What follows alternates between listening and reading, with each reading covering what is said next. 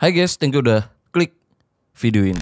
Jadi aku mau ajak kalian bahas kasus naas yang dialami Nia Kurniasari yang bekerja sebagai penjual gorengan di desanya yang ada di Kabupaten Padang Pariaman. Yang padahal semasa hidupnya Nia ini punya cita-cita dan impian untuk memutus rantai kemiskinan keluarganya dengan berjuang menjual gorengan sejak SD untuk menabung. Bahkan menabung untuk melanjutkan pendidikannya untuk kuliah. Tapi sayang, yang sangat-sangat disayangkan semuanya sirna. Bahkan berakhir naas di tangan orang ini yang sebagai pemuda kampung di sana yang sebagai pelaku di kasus naas ini. Apalagi ternyata dia ini seorang residivis karena sebelumnya dia itu pernah dipenjara 2 kali loh. Gila.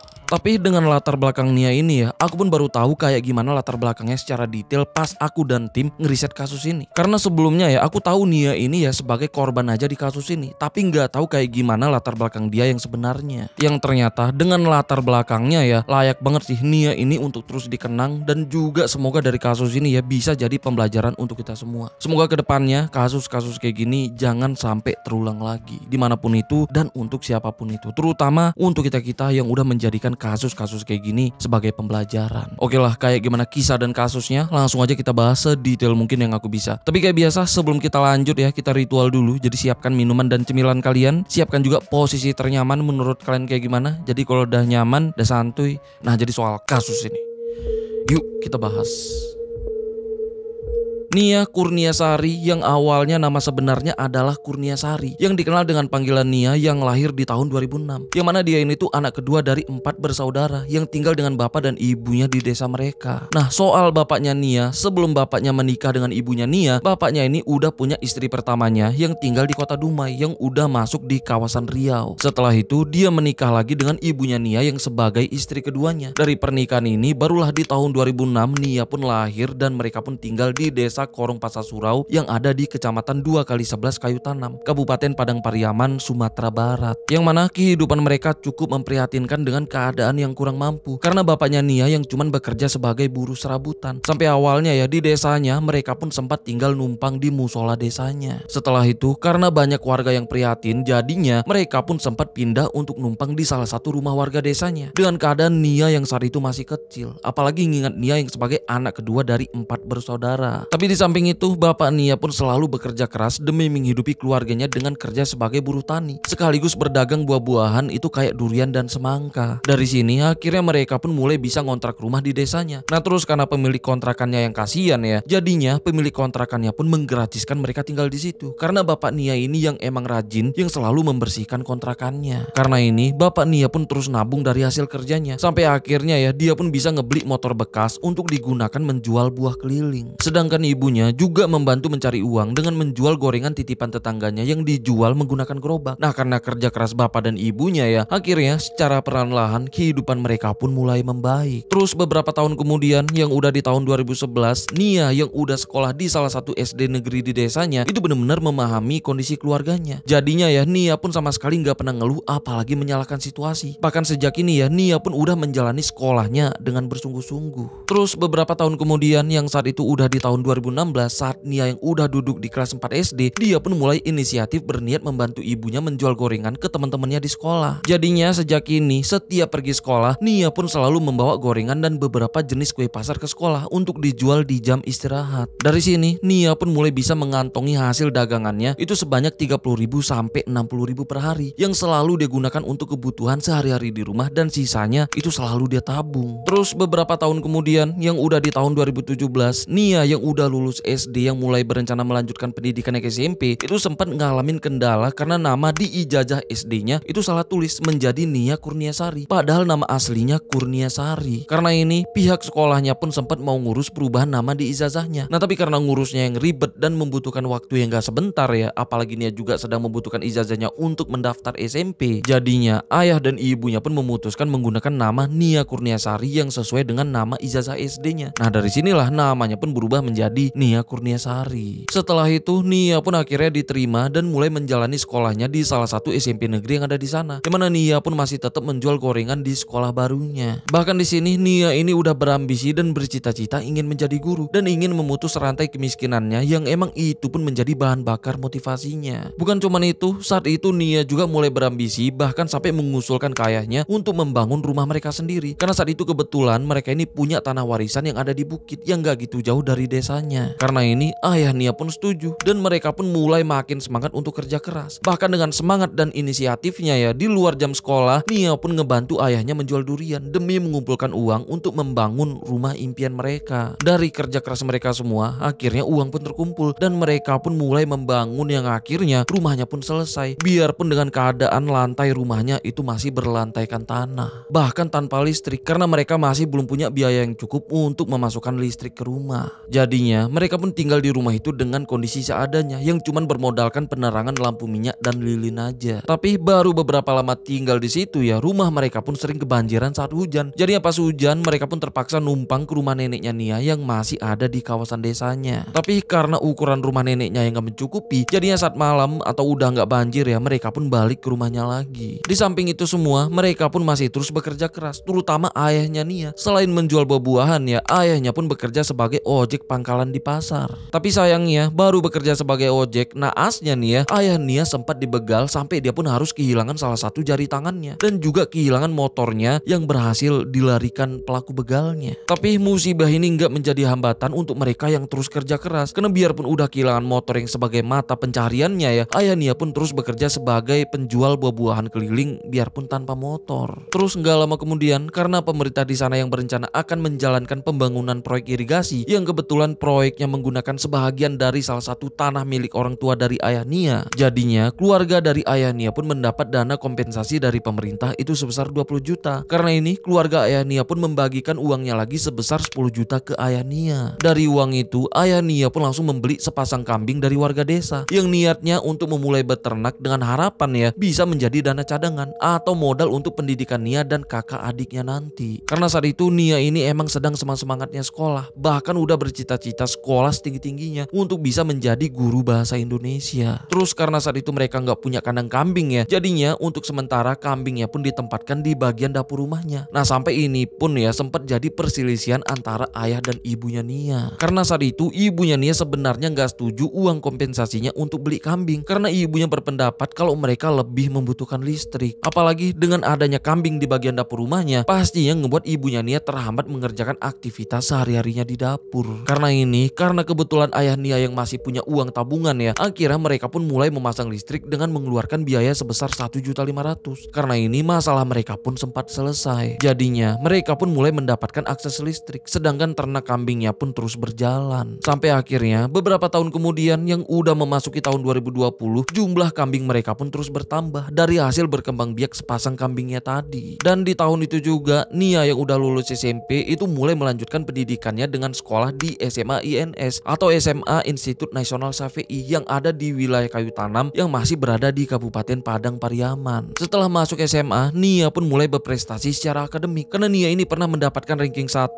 ranking 2 dan yang paling buruk pun ya itu ranking 6 di kelasnya. Yang mana ini pun ngebuat Nia menjadi salah satu murid yang berhasil meraih nilai tertinggi. Bukan cuma secara akademik, prestasinya juga melebar ke olahraga. Nah karena saat itu Nia ini hobi pencak silat ya, jadinya dia pun sempat menekuni bahkan rutin latihan pencak silat yang akhirnya membuahkan hasil yang menjadi prestasi juga. Karena di tahun 2021 Nia pun berhasil mewakili sekolahnya menjuarai pencak silat tingkat provinsi di Sumatera Barat. Bukan cuma sekali, karena di tahun selanjutnya ya di tahun 2022 Nia pun berhasil lagi menjadi salah satu juara pencak silat lagi. Sampai akhirnya dia pun berhasil mengoleksi 2 medali kejuaraan pencak silat. Di samping itu Nia juga aktif ikut beberapa kegiatan di sekolahnya. Salah satunya aktif sebagai anggota OSIS dan juga aktif di kegiatan pramuka di sekolahnya. Bukan cuma itu, Nia juga yang selalu belajar dan mendalami ilmu agama ya, juga udah khatam Al-Quran sebanyak 30 juz, bahkan sampai ada sertifikatnya. Tapi di balik itu semua, saat di sekolah ya, Nia ini tuh masih tetap komitmen menjual gorengan di sekolahnya saat jam istirahat. Karena setiap pagi menyiapkan dagangannya sebelum berangkat sekolah, jadinya Nia pun sering terlambat sekolah, yang sebenarnya guru-gurunya juga udah memaklumi. Tapi karena teman-temannya yang lain yang terlambat dihukum, jadinya Nia pun minta untuk ikut dihukum juga. Karena apapun alasannya, dia juga udah merasa bersalah karena udah terlambat. Selain itu, Nia juga deket bahkan sering curhat dengan guru-gurunya. Yang mana Nia ini tuh sempat cerita ke salah satu gurunya ya soal keinginannya yang katanya ingin mengangkat derajat orang tuanya. Bahkan Nia juga sempat cerita ke gurunya kalau dia bercita-cita menjadi guru bahasa Indonesia. Yang mana gurunya pun sangat mensupport cita-citanya. Bahkan semua gurunya sangat optimis kalau Nia kelak akan menjadi sosok yang sukses. Sedangkan di rumah, Nia juga mulai kasihan dengan bapak ibunya karena mereka masih tinggal di rumah yang sering alamin banjir kalau hujan. Nah karena ini ya, Nia pun mulai bercita-cita ingin merenovasi rumahnya. Jadinya Nia pun kerja makin giat untuk bisa menabung. Sedangkan ayah Nia juga berusaha makin keras dengan membantu tetangga mereka untuk memanen padi di sawah. Terus di tahun 2024 setelah Nia lulus SMA, Nia yang berniat melanjutkan pendidikannya ya itu sempat mengikuti program beasiswa Kartu Indonesia Pintar. Tapi sayangnya Nia dinyatakan tidak lulus. Karena ini setelah tamat SMA, Nia pun mulai menjual gorengan dengan dipikul keliling kampung yang itu melewati beberapa rute. Itu kayak jalanan kampung, jalan raya, dan juga beberapa titik jalanan yang sepi. Dimana dia ini ya itu jualannya mulai dari jam 2 siang sampai menjelang maghrib. Setiap harinya dengan berjalan kaki keliling kampung sejauh 3 km. Yang awalnya masih nggak ada masalah apapun, semuanya aman-aman aja. Bahkan Nia pun makin semangat jualan untuk membantu orang tua sekaligus buat nabung biaya kuliah. Karena saat itu ya Nia ini bercita-cita pengen kuliah tapi masih terkendala biaya. Tapi di samping itu, ayah dan ibu Nia pun sempat bertengkar hebat yang berakhir cerai karena kambing ternak yang mereka pelihara di belakang rumah. Yang saat itu jumlah kambing mereka ini udah 15 ekor. Yang mana masalahnya bermula karena ibunya Nia menjual salah satu kambing mereka dengan harga miring seharga 2,6 juta ke salah satu warga. Tapi dijual tanpa pemberitahuan ayahnya Nia yang saat itu sedang gak di rumah. Nah karena kambing itu yang emang bertujuan untuk biaya sekolah anak-anaknya nanti, jadinya ayah Nia pun sempat marah biarpun berakhir dimaafkan. Tapi selanjutnya ibunya Nia lagi-lagi menjual kambingnya satu persatu yang juga tanpa sepengetahuan ayah Nia. Sampai akhirnya pas ayah Nia pulang ya kambingnya udah nyisa 5 ekor. Yang pasti ini pun ngebuat ayah Nia kesel dan marah tapi lagi-lagi berujung dimaafkan. Tapi setelah itu ibu Nia kembali menjual indukan kambingnya yang cuma dijual seharga 500.000. Nah setelah menjual kambingnya, ibu Nia pun baru nelpon ayah Nia yang sedang di luar buat ngelapor kalau indukan kambingnya udah dia jual seharga 500.000 dengan alasan kalau indukan kambingnya itu udah tua. Di sini baru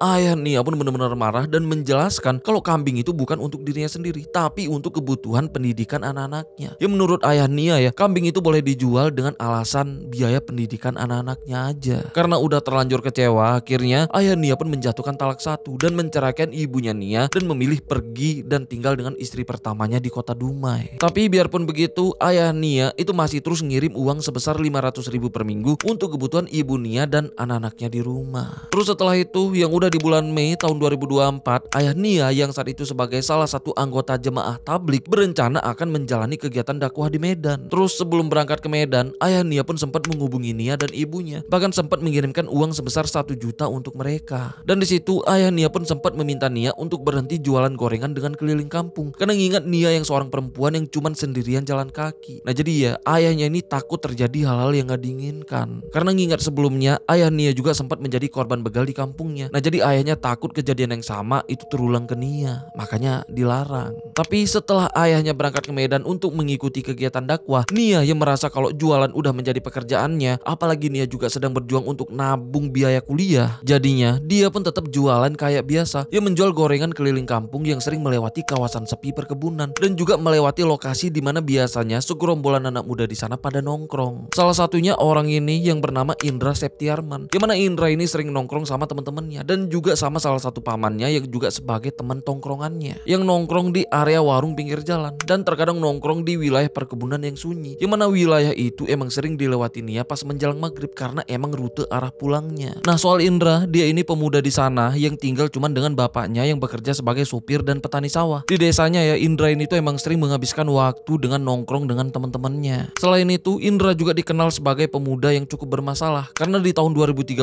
lalu Indra ini sempat dipenjara selama 4 tahun karena kasus pencabulan. Setelah bebas di tahun 2017 dia ditangkap pihak kepolisian lagi karena kasus narkoba. Sampai dia pun mendekam di penjara lagi selama 6 tahun. Dan di tahun 2024 dia pun baru bebas lagi. Terus karena Indra ini dikenal sebagai mantan napi atau residivis di kampungnya ya, dia pun sampai dijuluki Indragon, yang aku pun gak paham arti dan maksudnya apa. Di samping itu, setelah bebas, Indra ini gak punya pekerjaan tetap. Terkadang dia kerja sebagai kuli bangunan dan terkadang nganggur. Nah, selama nganggur, Indra ini biasanya menghabiskan waktunya buat nongkrong sama teman-temannya yang sesama pemuda di sana. Yang mana biasanya mereka nongkrongnya itu di kawasan sepi dekat musola dan juga di semak-semak dekat pemakaman desa yang ada di kawasan perkebunan. Tapi mereka juga sering nongkrong di salah satu warung yang ada di kampungnya, yang mana itu juga rute yang biasa dilewati Nia saat keliling menjual gorengan. Dan Indra dan teman-temannya juga sebenarnya udah sering beli gorengan Nia pas lewat. Nah, tapi awalnya nggak ada masalah apapun.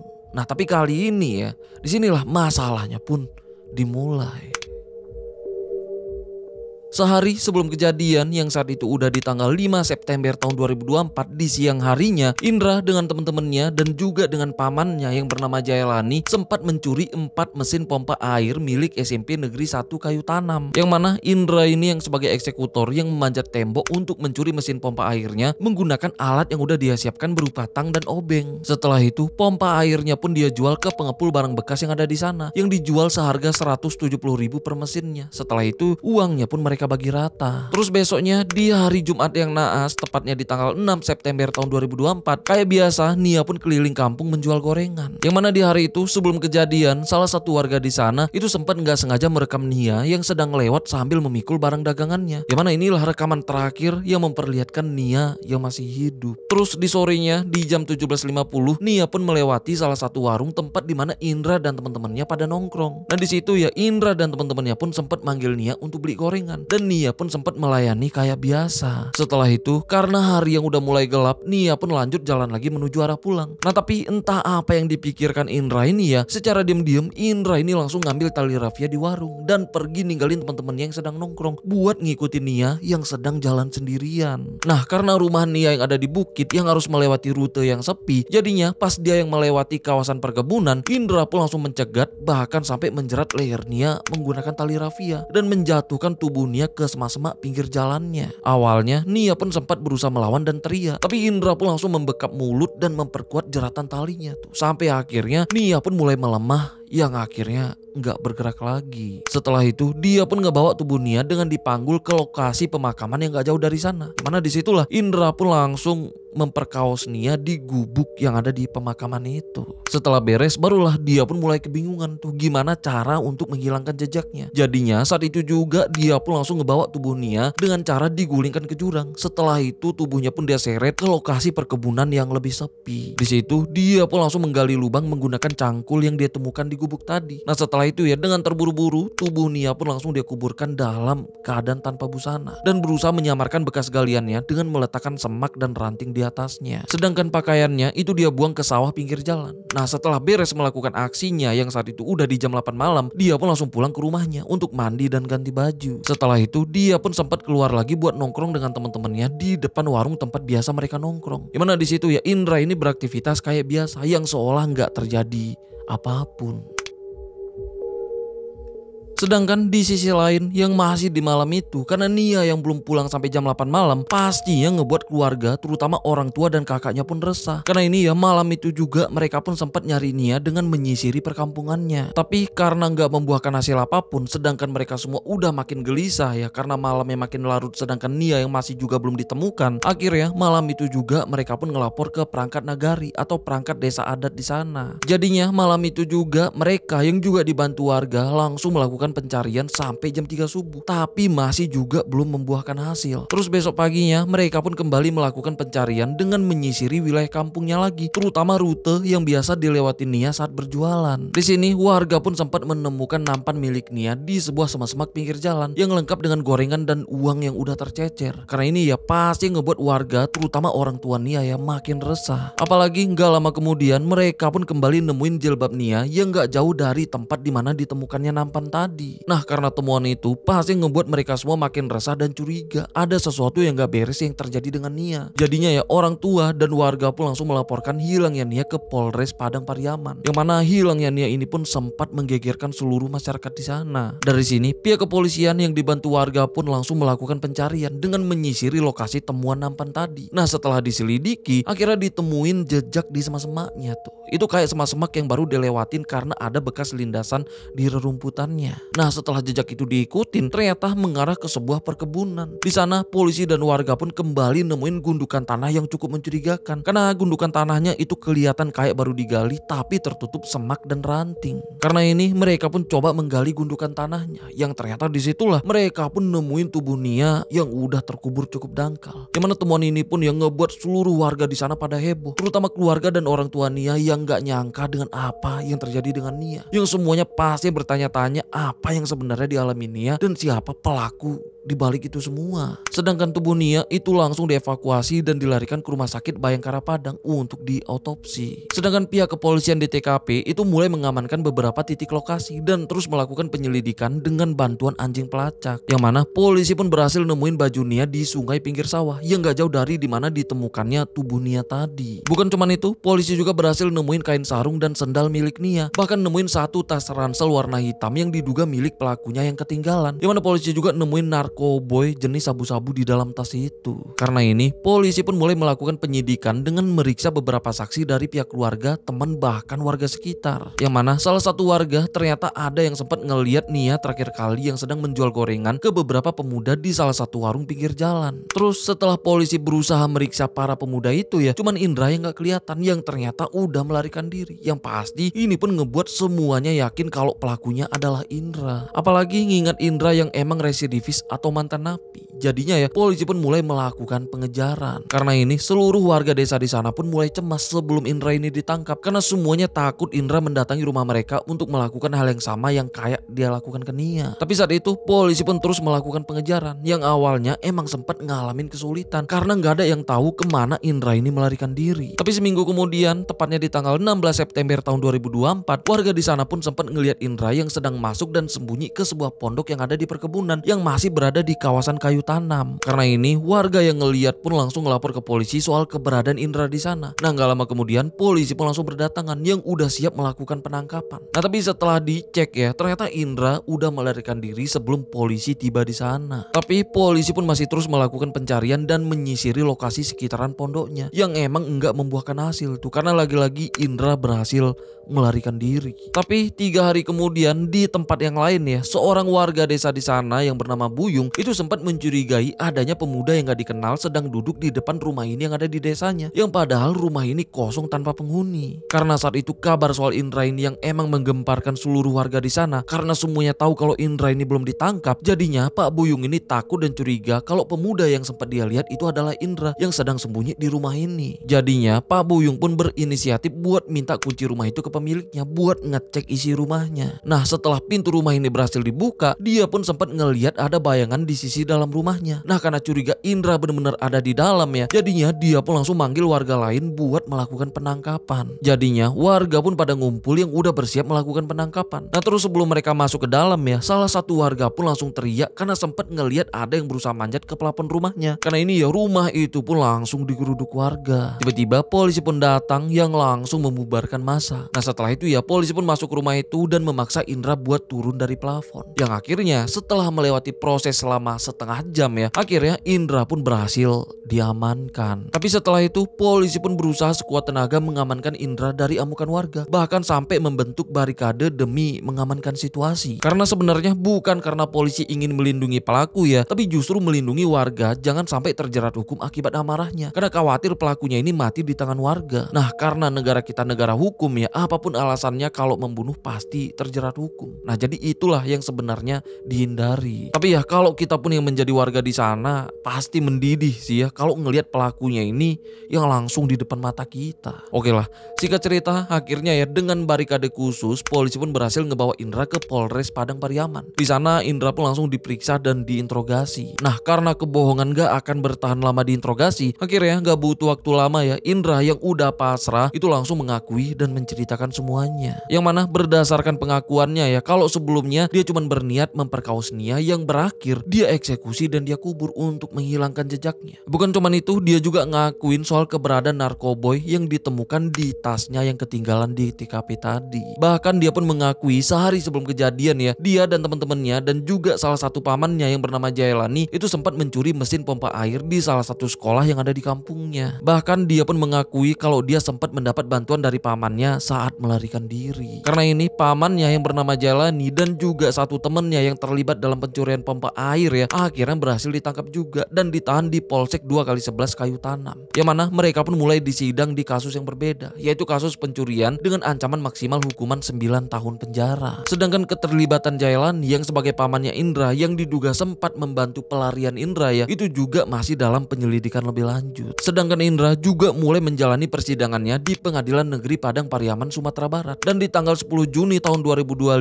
ya, di pengadilan Indra ini tiba-tiba mengeluarkan pengakuan yang berbeda sampai mengejutkan semuanya. Karena di pengadilan Indra ini ngaku mengeksekusi Nia itu karena sebelumnya dia sempat menitipkan narkoboy jenis sabu-sabu seberat 1,5 kg ke Nia yang akhirnya hilang di tangan Nia, yang ngebuat dia marah sampai akhirnya menghabisi Nia. Yang mana pernyataannya pun ngebuat semuanya kaget, terutama keluarga bahkan teman dan sahabat Nia. Karena apa yang dijelaskan Indra ini adalah fitnah. Karena berdasarkan pengakuan keluarga dan teman-teman Nia ya, kalau Nia adalah anak baik-baik yang gak ada kaitannya sama sekali dengan narkoboy. Dan juga gak ada bukti apapun yang membenarkan pengakuan Indra di pengadilan. Yang artinya ya 100% tuduhannya adalah fitnah. Padahal katanya fitnah lebih kejam dari pembunuhan. Tapi dia ini melakukan keduanya. Dajjal pun melongo sih ngelihat ini orang.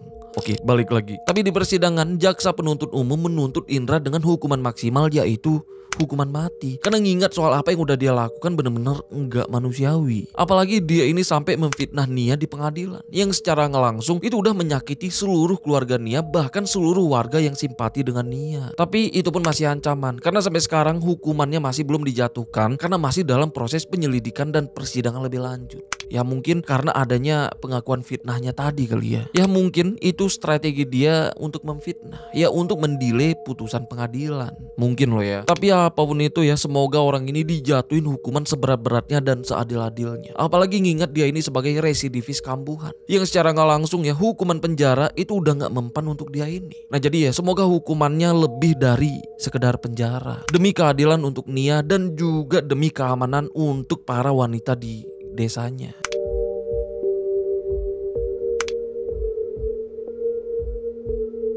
Sedangkan Nia akhirnya dimakamkan di pemakaman yang gak jauh dari desanya di Pasasurau, kecamatan 2x11 6 Lingkung, Kabupaten Padang Pariaman. Yang mana banyak warga bahkan teman-teman Nia yang juga turut hadir di pemakamannya yang dipenuhi isak tangis. Terus setelah itu Gubernur Sumatera Barat juga sempat datang langsung ke rumah keluarga Nia di wilayah Kayu Tanam. Yang mana Pak Gubernur pun sampai memberikan bantuan sebesar 42 juta dan juga memberikan kebutuhan pokok untuk keluarga Nia. Juga akan memfasilitasi kebutuhan pendidikan dua adik Nia yang saat itu masih sekolah. Bukan cuma itu, karena sebelumnya kasus ini sempat viral di mana-mana yang ngebuat seluruh Indonesia simpati dengan Nia. Jadinya banyak pihak yang memberikan donasi, termasuk netizen yang juga menggalang dana donasi. Yang mana total donasi yang udah terkumpul yaitu sebesar 500 juta untuk keluarga Nia. Dan berkat donasi yang terkumpul, keluarga Nia pun langsung membangun rumah baru untuk menggantikan rumah lama yang udah nggak layak huni. Yang mana pembangunan rumahnya pun yaitu dibantu para warga desa di sana. Dan juga menyisihkan dana untuk kebutuhan pendidikan adik-adiknya Nia yang saat itu masih sekolah. Selain itu, ayah Nia yang juga dibantu para warga di sana ya, itu ngebuat prasasti atau ukiran tulisan di makam Nia untuk menyampaikan pesan moral untuk para anak muda terkait dengan peristiwa yang dialami Nia, untuk menjadi pesan dan pembelajaran dan juga untuk mengenang Nia. Karena sejak Nia dimakamkan, setiap harinya banyak warga yang berdatangan ke makamnya untuk ziarah, yang ngebawa bunga dan daun pandan yang akan ditabur di makamnya. Dan ada juga beberapa peziarah sampai mengakui di beberapa media sosial gitu ya, sempat mencium aroma wangi di makam Nia. Dan kabar itu pun langsung menyebar dan situasinya pun jadi makin viral lagi di beberapa media sosial, terutama di TikTok. Jadinya para peziarah pun mulai makin padat, sampai bunga dan daun pandan di makam Nia pun sampai nyaris setinggi 1 meter, yang menggambarkan besarnya simpatisan untuk Nia. Ya positifnya begitu. Ya semoga husnul khotimah untuk Nia ya. Semoga dia ini ditempatkan di tempat terbaik. Amin. Dan soal kasus ini, karena kemarin saking viral dan ramenya kasus Nia ini ya, apalagi latar belakangnya yang juga cukup memotivasi siapapun, jadinya ada kabar yang katanya kisah Nia ini akan diangkat ke film layar lebar. Dan pihak keluarga Nia juga itu udah menyetujui filmnya. Yang mana filmnya itu akan disutradarai Aditya Gumai yang udah sukses menyutradarai beberapa film itu kayak Emak Ingin Naik Haji, Ada Surga di Rumahmu, dan banyak lagi tuh. Ya semoga filmnya sukses. Bukan cuma sekedar untuk hiburan ya, tapi semoga kisah Nia ini menjadi pengingat dan pembelajaran untuk semuanya. Soal rentannya anak-anak dan wanita yang menjadi korban kayak gini di negara kita. Karena sebenarnya kasus yang kayak dialami Nia ini bukan yang pertama. Karena sebelumnya aku juga udah ngebahas kasus yang dialami Yuyun di Bengkulu yang juga berakhir naas yang kayak dialami Nia juga. Dan banyak kasus-kasus lainnya yang sama. Mungkin Nia bukan yang pertama, tapi harapan aku ya semoga Nia yang terakhir. Untuk kedepannya jangan ada Nia-Nia lain lagi yang harus mengalami hal yang sama. Amin. Oke lah, sampai sini aja pembahasan kita soal kasus ini. Sampai ketemu di kasus selanjutnya ya. Karena aku udah siapin beberapa kasus yang kayaknya harus kita bahas di sini juga. Oke lah, aku Rizky Wadiono. Bye-bye.